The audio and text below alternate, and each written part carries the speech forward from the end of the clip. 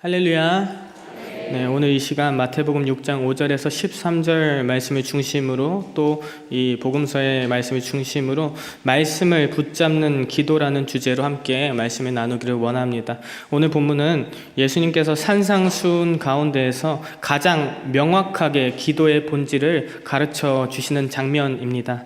오늘 말씀을 통해서 우리들의 기도가 하나님이 보시기에 더욱더 온전한 기도의 모습으로 변화되어지는 은혜가 있으시기를 주님의 이름으로 간절히 축복합니다. 우리는 이 말씀을 통해서 기도가 무엇이며 우리가 지향해야 할 기도의 모습과 지향해야 할 기도의 모습을 비교하면서 하나님께서 기뻐하시는 기도인지 또 특히 하나님께 기도하는 것이 우리에게 어떤 의미가 있는지를 살펴보기를 원합니다. 먼저 설교를 시작하면서 한 가지 기도에 대한 이야기로 시작하고 싶습니다. 오래된 고전인데요. 허브 밀러의 커넥팅 위드 갓에 보면 기독교인들의 기도 모습에 대한 이야기가 나옵니다. 그 내용으로는 캐나다에 있는 평화로운 마을에 이제 큰 나이트 클럽이 개업을 하게 되었습니다. 그러자 마을 사람들은 걱정에 빠지게 되었습니다. 밤새 시끄러워질 것이고 많이 젊은 사람들이 많이 문란하게 될 것이라는 이 염려 속에서 교인들은 교회에 모여서 기도하기 시작했습니다. 그 가운데에 열심 있는 몇몇은 이렇게 기도를 했습니다. 하나님, 저 나이트클럽을 불태워 주십시오. 이 죄악의 장소로부터 우리를 보호해 주십시오. 그런데 놀랍게도 얼마 지나지 않아서 그 나이트클럽에 벼락이 떨어지게 되었고 나이트클럽은 불이 나서 건물 전체가 완전히 전소가 되어 버리고 말았습니다. 그런데 나이트클럽의 주인은 교회에서 나이트클럽이 불이 나게 해달라고 기도했다는 소식을 듣게 되었고 교회를 고소하게 되었습니다. 그래서 재판이 열렸고 그 주인은 이렇게 말했습니다. 교회에서 불타라고 기도했기 때문에 불이 났습니다. 교회가 손해배상해줘야 합니다. 그런데 교회 측은 이렇게 변론했습니다. 아니, 우리가 기도한 것은 사실이지만 그 기도 때문에 나이트클럽이 불탔다고 하는 말은 말도 안 됩니다. 억지입니다. 라고 하면서 나이트클럽에 불난 것에 책임이 없다고 주장을 했습니다. 그러자 판사가 이렇게 말했다고 합니다. 참 이상하군요. 유흥주점 주인은 기도의 능력을 믿고 있는데 교회 교인들은 기도의 능력을 믿기는커녕 부정하고 있군요. 지금 이 재판을 보면 주점 주인의 믿음이 교인들의 믿음보다 더 큽니다. 이 이야기는 웃음 뒤에 우리의 마음 한켠 어딘가를 불편하게 만들기도 합니다. 열심히 기도하였고 기도의 응답도 받았지만 응답에 대한 불이익이 따를 때에 책임을 회피하였습니다. 이는 그저 나이트클럽이 사라지기만을 바랬지만 응답에 따른 책임이 찾아왔을 때에 하나님의 능력까지도 부인하는 무기력한 모습이었습니다. 자신이 원하는 모습대로 이루어져야 했습니다. 하나님께서 분명히 하나님의 뜻과 방식대로 기도에 응답해 주시지만 본인들에게 불이익이 생길 것 같자 이것을 기도 응답으로 여기지 않았습니다.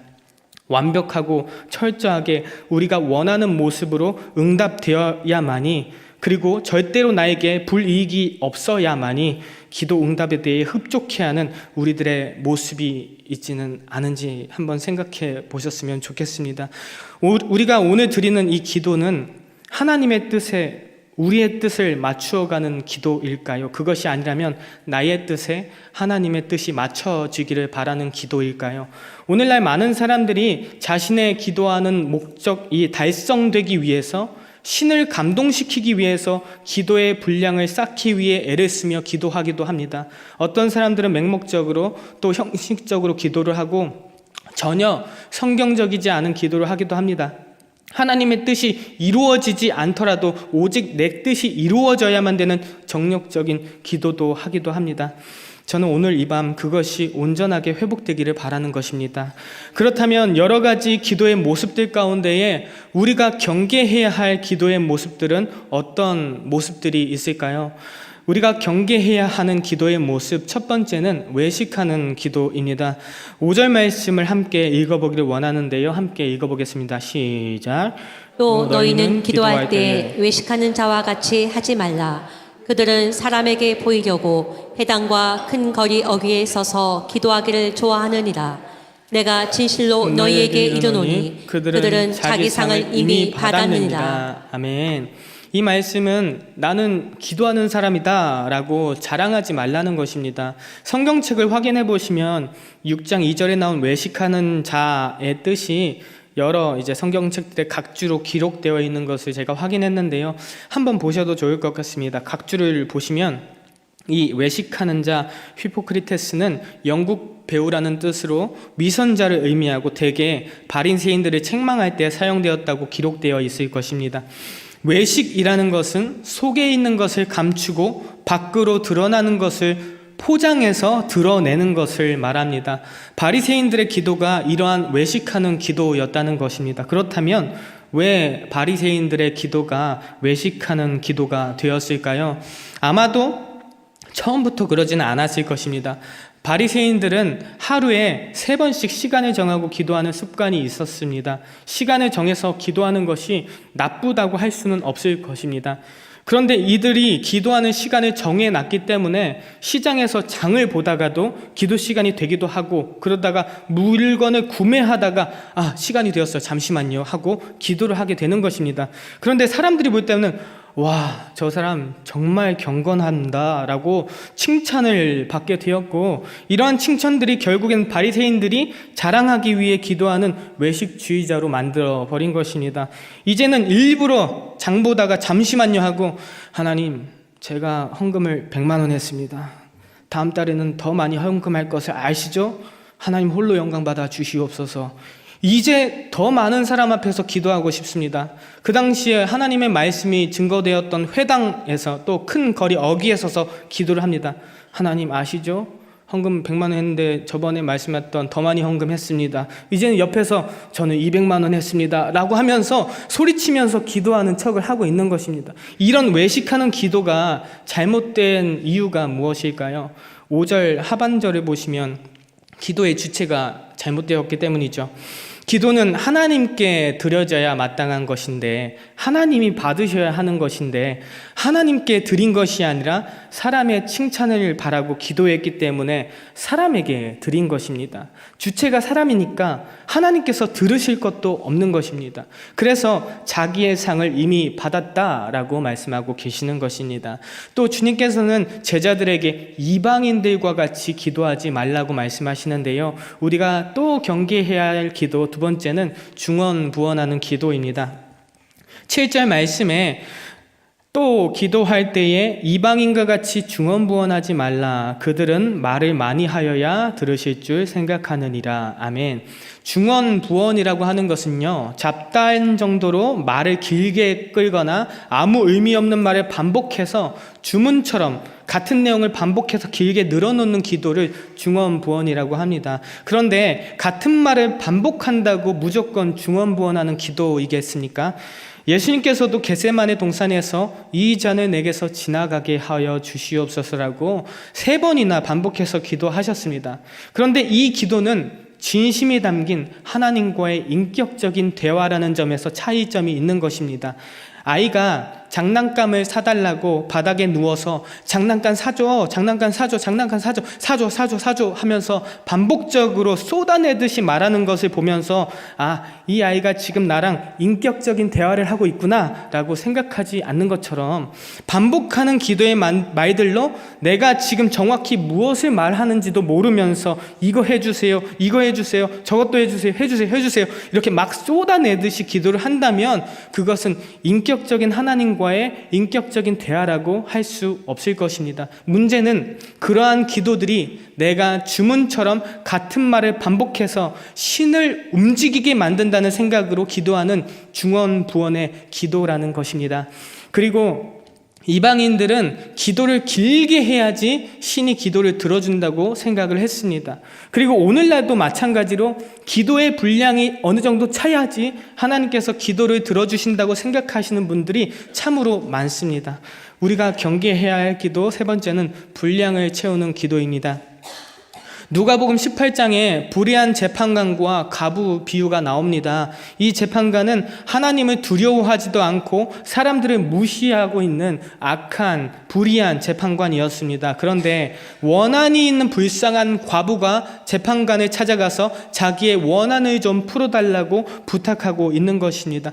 불의한 재판관은 이 사람들을 무시하는 심성이 있기 때문에 여러 번 이 부탁을 듣지 않았습니다. 그런데 과부가 계속해서 찾아가서 원한을 풀러달라고 쫄르니까 이 재판관이 생각했을 때, 이 과부의 원한을 풀어주지 않으면 계속해서 나를 귀찮게 할 텐데 내가 그냥 들어줘야 되겠다 하고 원한을 풀어줬다는 것입니다.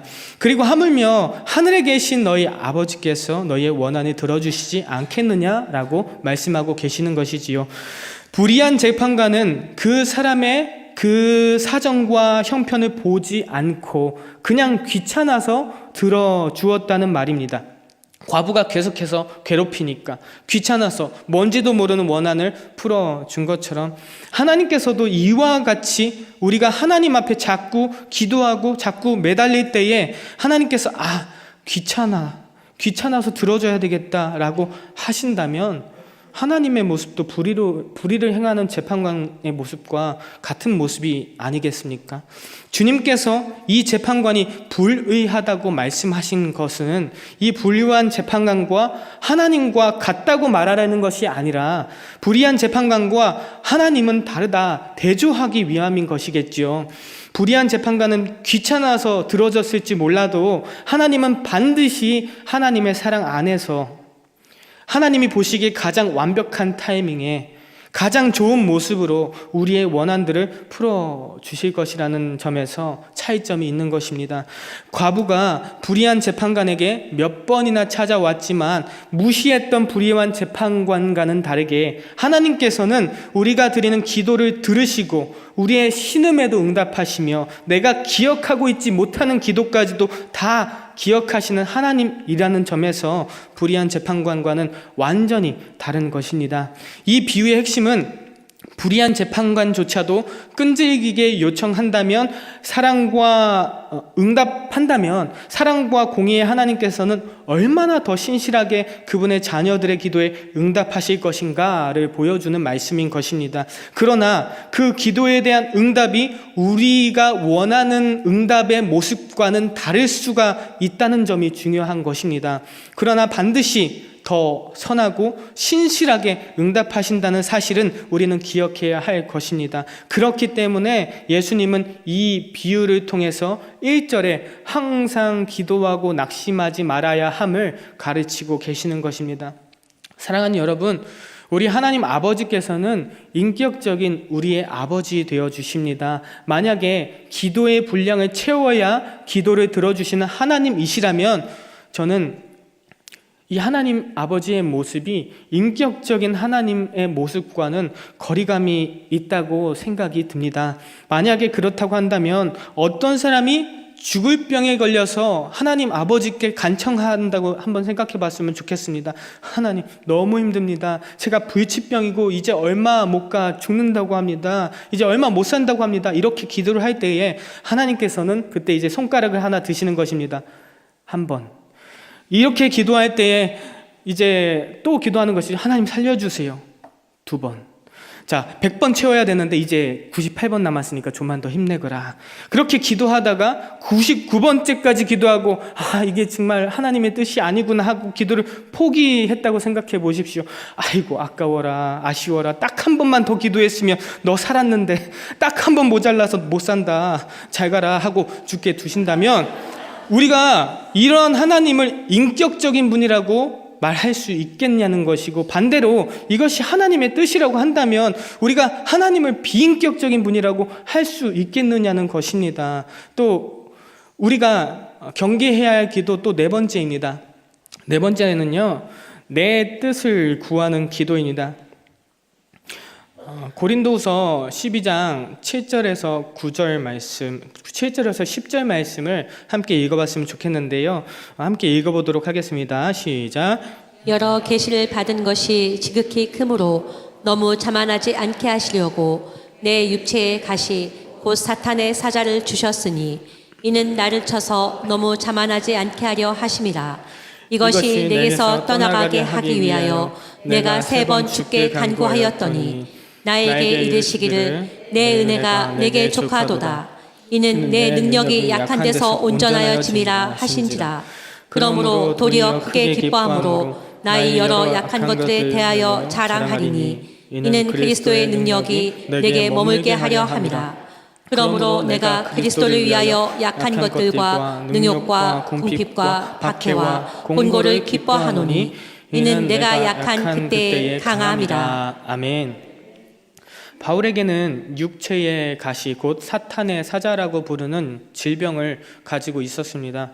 학자들은 이 바울의 육체의 가시가 간질이라고도 하고 두통이라고도 해석을 하기도 합니다. 그런데 분명한 것은 지속적으로 바울의 삶을 괴롭혔던 질병이라는 사실은 분명할 것입니다.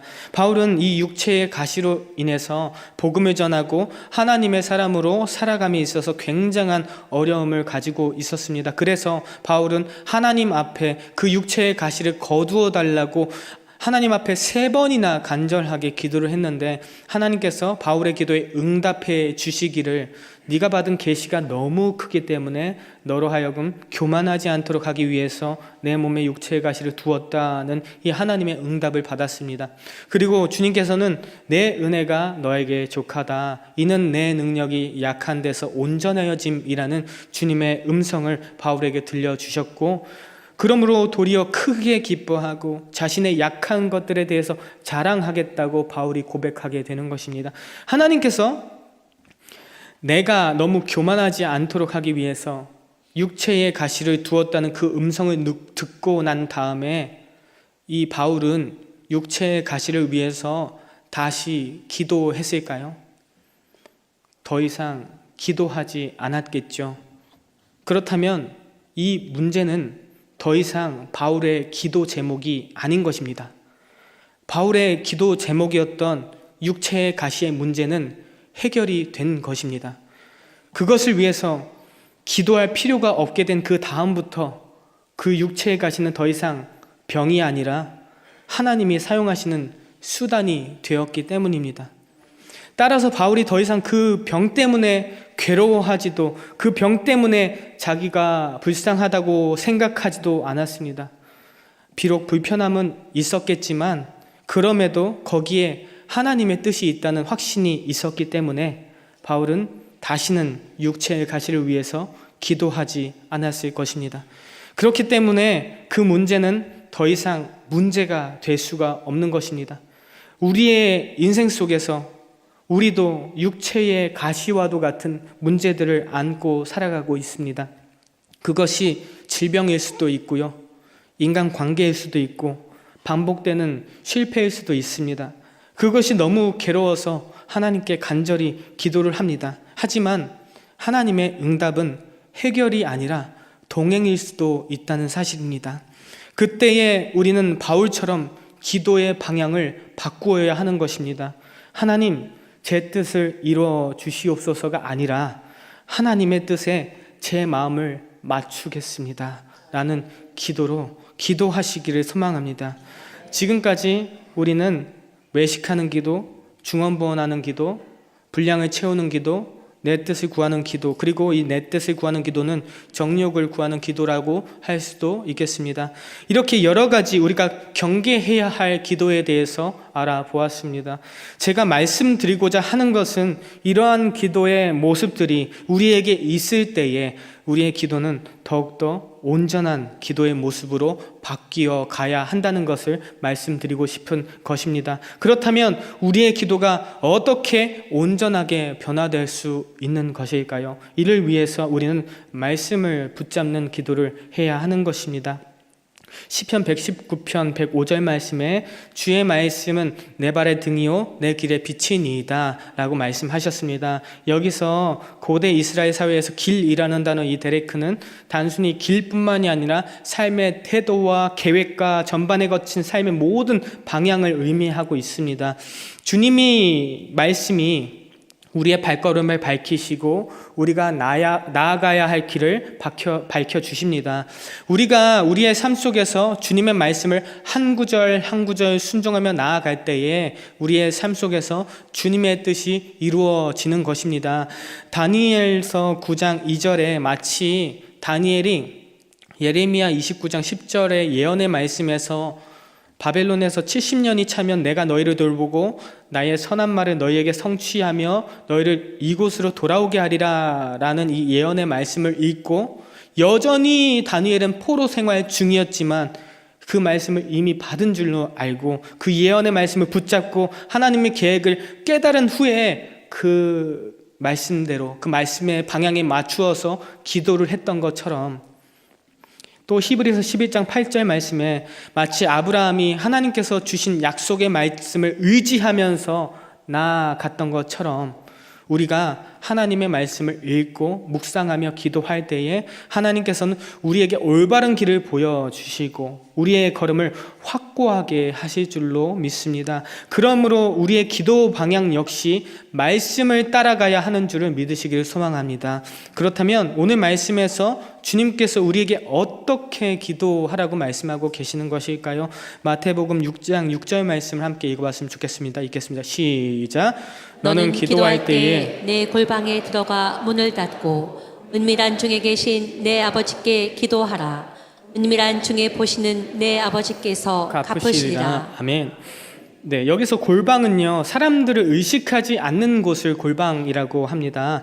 은밀한 중에 계신 아버지께 기도하라는 것은 오직 하나님께만 염두에 두고 하나님과 1대1로 대화를 하라는 말씀입니다. 골방 기도라는 것은 문자 그대로 골방에서 기도해야 된다는 것이 아니고 오늘같이 수요 예배 자리에 많은 사람들 사이에서도 사람들을 의식하지 않고 하나님께만 집중하는 기도를 드린다면 그것은 골방 기도인 것입니다.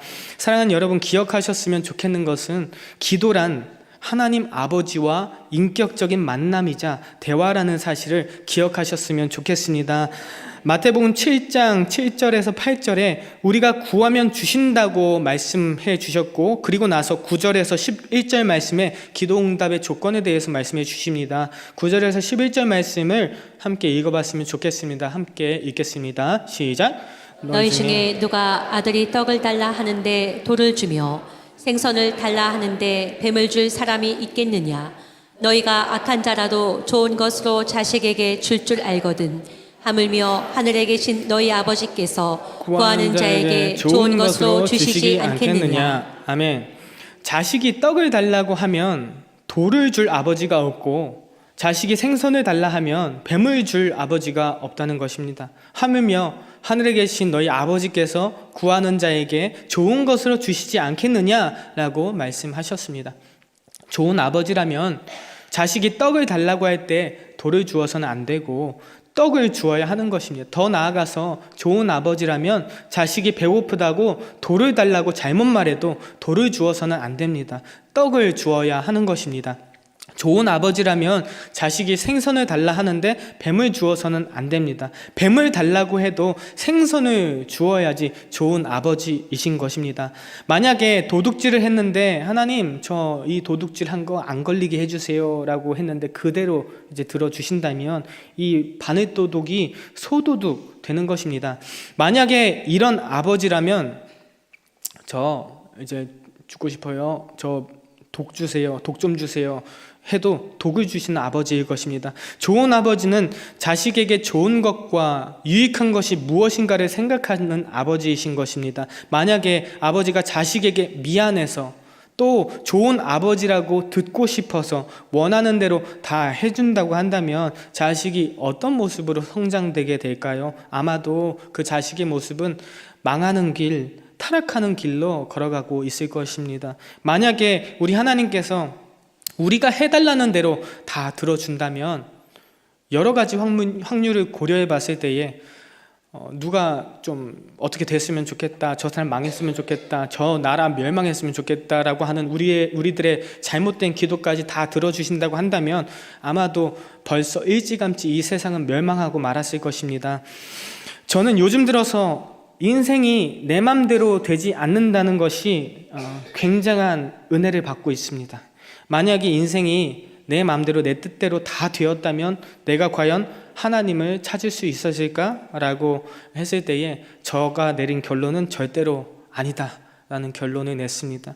삶의 고난도 주시고 어려움도 주셔서 우리의 삶의 모든 이유 되시는 하나님 앞에 우리를 불러주시는 하나님 아버지가 저는 너무 감사합니다. 이어서 본문 8절의 말씀도 함께 읽어봤으면 좋겠습니다. 읽겠습니다. 시작. 그러므로 그들을 본받지 말라. 구하기 전에 너희에게 있어야 할 것을 하나님 너희 아버지께서 아시느니라. 아멘. 우리가 드리는 기도는 우리에게 있어야 할 것을 이미 아시는 하나님 아버지와 인격적으로 대화를 나누는 것이 우리들의 기도인 줄을 믿으시기를 소망합니다. 기도는 우리의 소원을 신께 나열해서 올려드리는 것이 아니라 아버지 되시는 하나님과 깊이 대화하는 것입니다. 우리 하나님께서는 우리의 필요를 따라서 돌을 달라고 해도 떡을 주실 좋은 아버지이시지만 그럼에도 불구하고 우리가 나아가야 할 올바른 기도의 방향성은 있습니다.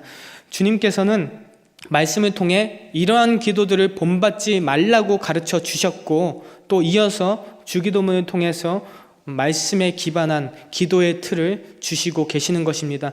오늘 주님께서는 기도의 지침이자 방향에 대해서 말씀해 주고 계시는데요. 마태복음 6장 9절에서 13절의 말씀 함께 읽어봤으면 좋겠습니다. 함께 읽겠습니다. 시작. 그러므로 너희는 이렇게 기도하라. 하늘에 계신 우리 아버지여, 이름 거룩히 여김을 받으시오며 나라가 임하시오며 뜻이 하늘에서 이루어진 것 같이 땅에서도 이루어지이다. 오늘 우리에게 일용할 양식을 주시옵고 우리가 우리에게 죄 지은 자를 사하여 준 것 같이 우리 죄를 사하여 주시옵고 우리를 시험에 들게 하지 마시옵고 다만 악에서 구하시옵소서. 나라와 권세와 영광이 아버지께 영원히 있사옵나이다. 아멘. 네, 주기도문은 예수님께서 기도의 본을 친히 제시해 주신 신앙의 우리들의 기도의 지침서라고 할 수가 있겠습니다. 주기도문은 그만큼 귀하기 때문에 3세기 이후부터 교회의 공동 기도문으로 면면이 사용되어져 왔고 오늘날은 예배가 끝날 때에 모두가 주기도를 하면서 예배를 마치기도 합니다. 이처럼 주기도문을 매 예배마다 하는 의도는 좋았지만 이 좋은 의도는 우리들의 연약함으로 인해서 문제를 야기하기도 합니다. 매 예배 시간마다 하는 기도이기 때문에 이 기도가 사람들에게 익숙해져서 사람들이 그저 주문처럼 외우는 것에 그치는 경우가 태반이라는 것입니다. 생각 없이 의미 없이 하게 된다면요, 가장 완벽한 기도인 이 주기도문으로 하는 기도도 중언부언하는 기도가 될 수 있다는 것입니다. 여러분, 주기도문이라는 글자 가운데에 있는 이제 기도라는 글자를 빼면요, 무슨 글자가 남게 될까요? 네, 주문이 남게 됩니다. 주기도문에서 기도를 빼니까 주문이 남는 것입니다. 그저 외우기만 하는 주기도문은 주문 그 이상도 이하도 아니게 되어 기도가 아니게 될 뿐인 것이죠. 바라고 원하옵기로는 가장 완벽한 기도인 이 예수님의 기도가 우리들의 기도의 뼈대가 되어지기를 원합니다. 이 시간 우리가 너무나도 익숙하게 외우고 있는 이 말씀 주기도문을 간략하게 살펴보면서 주님께서 알려주신 기도의 의미를 다시 한번 생각해 보는 시간이 되었으면 좋겠습니다. 주기도문 내용을 먼저 이제 살펴보도록 하겠습니다. 첫 번째는요, 기도의 대상에 대해서 말씀하고 계십니다. 9절 상반절 말씀 함께 읽어볼까요? 읽겠습니다. 시작. 그러므로 너희는 이렇게 기도하라. 하늘에 계신 우리 아버지여. 여기까지 읽어보겠습니다. 감사합니다. 네, 이 말씀은 기도의 대상이 누구인지에 대해서 설명하고 있는 것입니다. 하늘에 계신 우리 아버지의 첫 부름은 기도할 때에 우리가 누구와 대화하는지, 우리의 기도를 들으시는 분은 어떤 분이신지를 못 박아두는 역할을 하고 있습니다. 우리가 기도를 드리는 참된 대상은 오직 하나님 아버지 한 분뿐이신 줄을 기억하시기 소망합니다. 하나님은 우리가 그분을 아버지라고 부르게 하심으로 아버지와 자녀의 하나님과의 관계를 보여주고 계시는데요. 그렇기 때문에 우리는 먼저는 하나님을 아버지라고 부르면서 기도해야 하는 것입니다. 하늘에 계신 우리 아버지여라는 이 표현은 그 당시 유대 문화에서는 너무 낯선 표현이었습니다. 예수님 당시까지 하나님을 아버지라고 부른 사람은 예수님 외에 한 사람도 없었을 것입니다. 그러나 예수님은 우리에게 하나님을 우리 아버지라고 부르라고 하십니다. 기도는 단순히 종교적인 의무가 아니라 하나님과의 친밀한 관계 속에서 이루어지는 대화이기 때문입니다. 하나님 아버지는 이미 자신의 전부를 우리에게 쏟아주셨고 앞으로도 자녀들에게 한없는 사랑을 쏟아주시기를 원하시는 하나님이십니다. 우리는 그 하나님 아버지께 주저하지 말고 우리의 자녀된 신분으로서 아버지라고 부르면서 나아가야 하는 줄을 믿으시기를 소망합니다. 두 번째로는요, 하나님의 영광을 위해 구해야 할 것 3가지에 대해서 말씀해 주고 계십니다. 9절 하반절에서부터 10절 말씀을 함께 읽어봤으면 좋겠는데요. 읽겠습니다. 시작. 이미 거룩함을 받으시오며 나라가 임하시오며 뜻이 하늘에서 이루어진 것 같이 땅에서도 이루어지이다. 아멘. 하나님의 영광을 위한 기도를 우리의 필요를 위한 기도보다 먼저 기도해야 하는 이유는 무엇일까요? 그것은 우리의 필요보다도 하나님의 영광을 위한 기도가 우선순위 되어야 함을 의미하고 있습니다. 마태복음 6장 33절에 그런즉 너희는 먼저 그의 나라와 그의 의를 구하라. 그리하면 이 모든 것을 너희에게 더하시리라 라고 말씀하셨습니다. 즉 하나님의 이름이 거룩히 여김을 받기를 소망하는 것, 하나님의 나라가 임하기를 기도하는 것, 하나님의 통치가 임하기를 기도하는 것, 하나님의 뜻이 하늘에서처럼 이 땅에서도 이루어지기를 간구하는 것. 이 기도는 우리의 개인적인 필요보다도 우리의 요구보다도 먼저 하나님의 영광과 그분의 통치 그리고 그분의 뜻이 이루어지기를 구하는 것의 이 중요성에 대해서 강조하고 있는 것입니다. 기도의 우선순위가 자신이 아닌 하나님 아버지께 있어야 함을 말씀하고 계시는 것입니다. 기도는 우리의 모든 문제를 해결하는 방법이 아니라 우리의 뜻을 이룰 수 있는 수단이 아니라 기도는 하나님 아버지로 하나님을 우리의 아버지로 경험하는 것이 바로 기도인 것입니다. 먼저 하나님의 나라와 뜻을 구하면 우리가 염려하고 근심하는 모든 것들을 우리에게 더하신다고 약속하고 계십니다. 유명한 세 딸과 왕에 대한 이야기가 있습니다. 많이 들어보셨을 거라 생각이 드는데요. 옛날에 어느 나라에 현명한 왕이 있었습니다. 그에게 사랑하는 세 딸이 있었고 그는 나이가 들자 자신이 가진 것들을 딸들에게 나누어 주기로 결심을 했습니다. 왕은 세 딸을 불러서 물었습니다. 얘들아, 너희는 무엇을 원하느냐? 내가 가진 것 중에 원하는 것을 말하면 내가 주마. 큰 딸은 말했습니다. 아버지, 저는 이 나라의 일부를 가지고 싶어요. 제게 땅과 권력을 주신다면 아버지의 명예를 드높이겠습니다. 둘째 딸은 말했습니다. 저는 아버지의 보물 중에서 가장 값비싼 보석을 원합니다. 그 보석은 저의 아름다움을 더욱더 빛나게 해줄 거예요. 막내 딸은 조용하게 말했습니다. 아버지, 저는 그 어떤 것도 필요하지 않아요.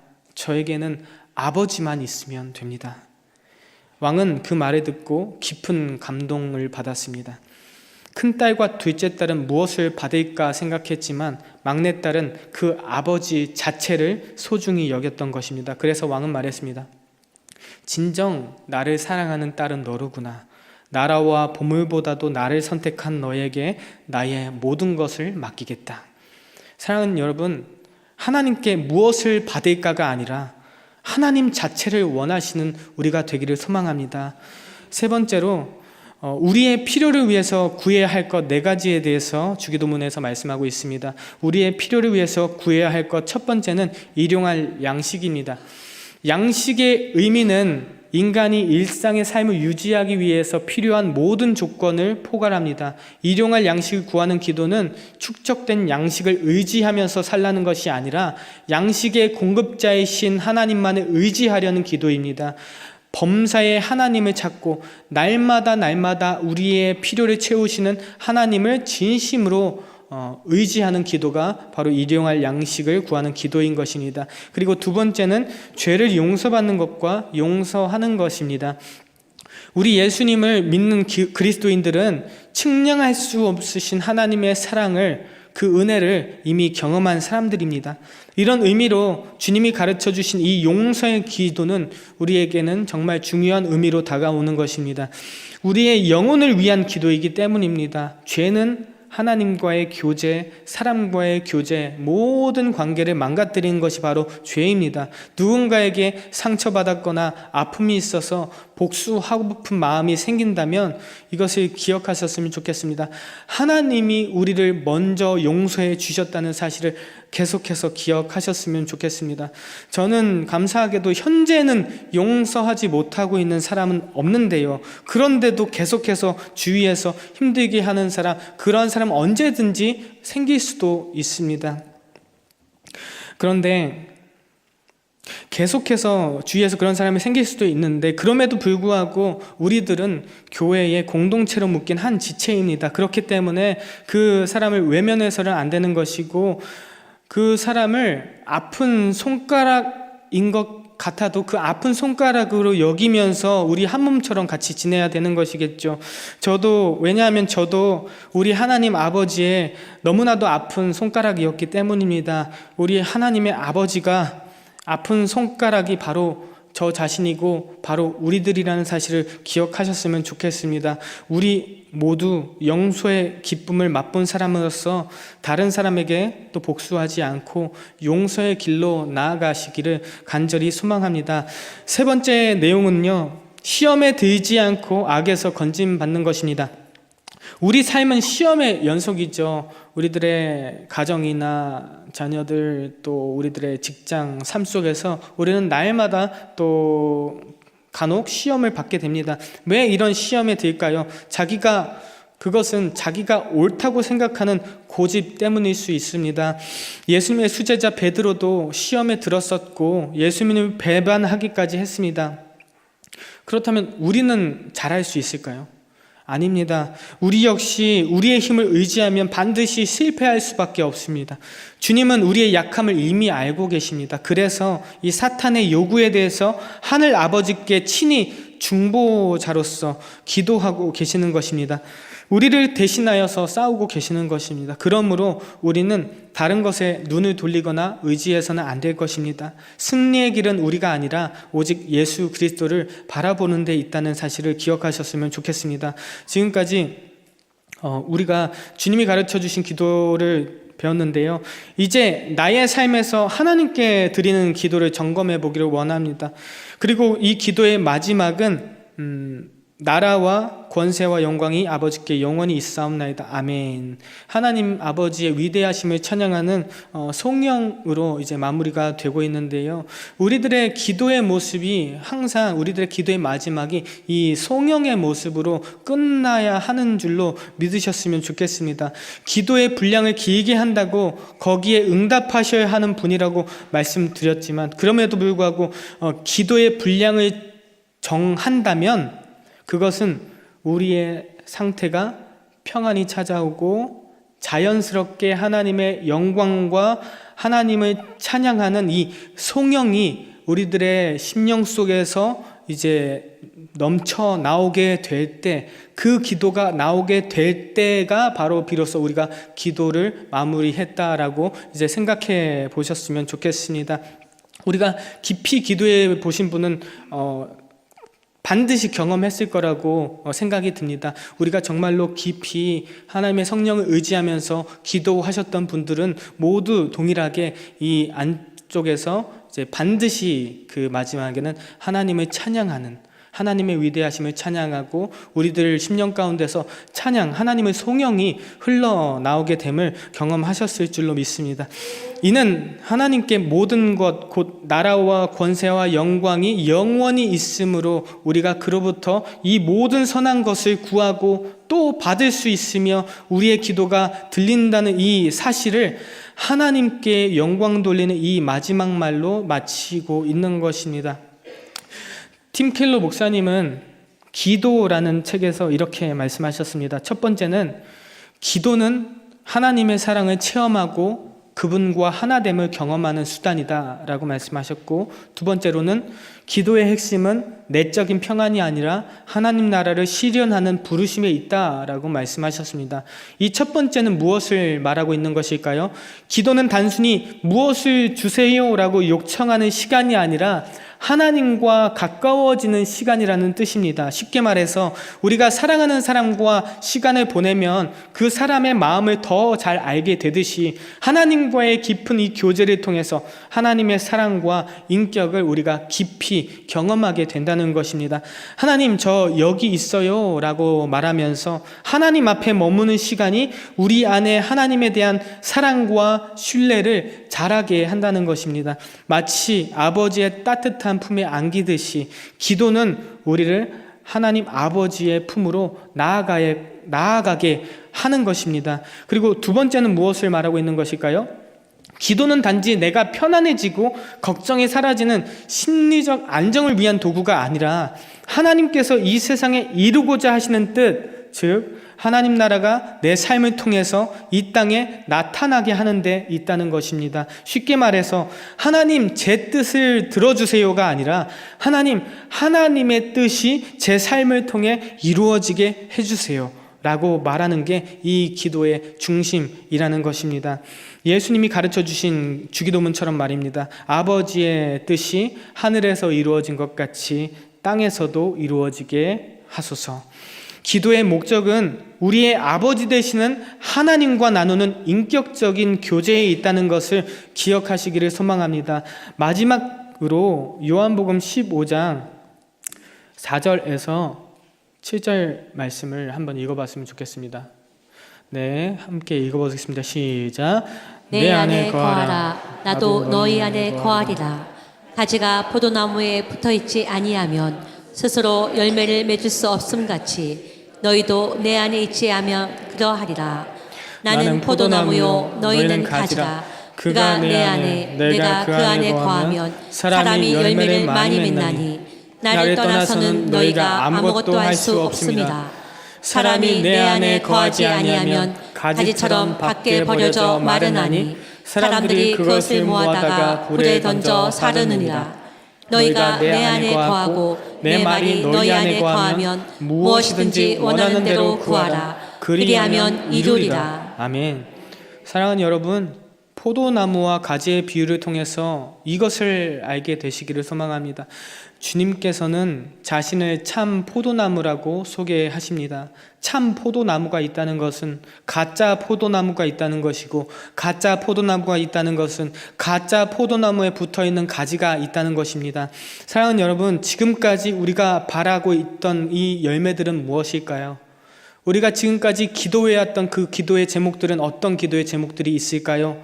경제적인 안정, 육체적인 건강, 자녀들의 성공, 이러한 것들이 우리의 삶에서 가장 절실한 기도의 제목들이겠지만 참된 열매는 아니라고 말씀드리고 싶은 것입니다. 참된 포도나무에서 맺히는 열매만이 참된 열매임을 믿으시는 우리가 되었으면 좋겠습니다. 말씀을 가까이 하시길 소망합니다. 말씀 안에서 우리에게 바라신 하나님의 뜻을 발견하시고 그 말씀을 붙잡는 기도를 하시기를 소망합니다. 혹시 경제적인 문제로 하나님, 저 돈 걱정 없이 살게 해주세요, 채워주세요 라고 그렇게 기도를 해보셨을까요?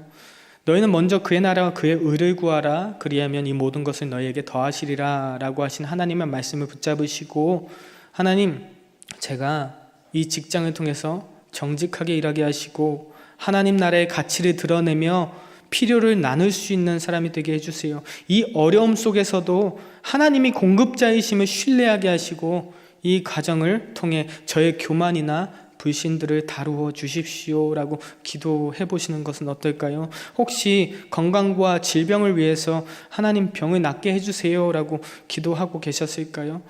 하나님, 이 병을 통해서 제 연약함을 깨닫게 하시고 하나님만 붙들게 하여 주십시오. 고통 가운데서도 주님의 위로와 소망을 이웃에게 나눌 수 있는 통로가 되게 해 주십시오. 제가 존경하는 팀 켈러 목사님도 암 투병 중에 이렇게 기도하셨다고 합니다. 하나님, 고통을 없애주시기 이전에 이 고통이 제게 주는 영적 유익을 먼저 배우게 하여 주십시오. 혹시 자녀와 가정의 문제로 우리 아이 대학 붙게 해주세요, 좋은 배우자 만나게 해주세요, 우리 자녀가 성공하게 해주세요 라는 기도를 해보셨을까요? 자녀는 여호와의 기업이요 태의 열매는 그의 상급이로다 라고 하신 하나님의 말씀을 붙잡으시고, 하나님, 자녀가 세상의 성공보다 하나님을 경외하는 자가 되게 해주십시오. 자녀를 향한 저의 욕심을 내려놓고 하나님을 기뻐하시는 뜻 안에서 자녀를 양육하게 해주십시오라고 기도해 보시는 것은 어떨까요? 이러한 기도는 오직 우리 안에 성령이 임한 사람만이 할 수 있는 기도일 것입니다. 로마서 8장 26절 말씀을 같이 한 목소리로 읽어봤으면 좋겠습니다. 읽겠습니다. 시작. 이와 같이 성령도 우리의 연약함을 도우시나니 우리는 마땅히 기도할 바를 알지 못하나 오직 성령이 말할 수 없는 탄식으로 우리를 위하여 친히 간구하시느니라. 아멘. 성령은 말씀과 함께 일하십니다. 우리 아버지께서 나의 모든 필요를 아신다는 이 신뢰가 있을 때에 우리가 이러한 기도를 할 수 있게 되는 것입니다. 사랑하는 여러분, 바라고 원하옵기로는 제가 서론에 말씀드렸던 것처럼 오늘 말씀을 통해서 우리들의 기도가 하나님이 보시기에 더욱더 온전한 기도의 모습으로 변화되어지는 은혜가 있으시기를 주님의 이름으로 간절히 소망합니다. 기도를 통해서 우리를 사랑하시는 하나님과 교제하시고 하나님을 더욱더 깊이 알아가시고 우리를 향하신 하나님의 뜻을 이 땅 가운데 나타내는 일에 귀하게 쓰임받으시는 저와 열방의 성도님들의 복된 삶 다 되시기를 주님의 이름으로 간절히 축원드립니다.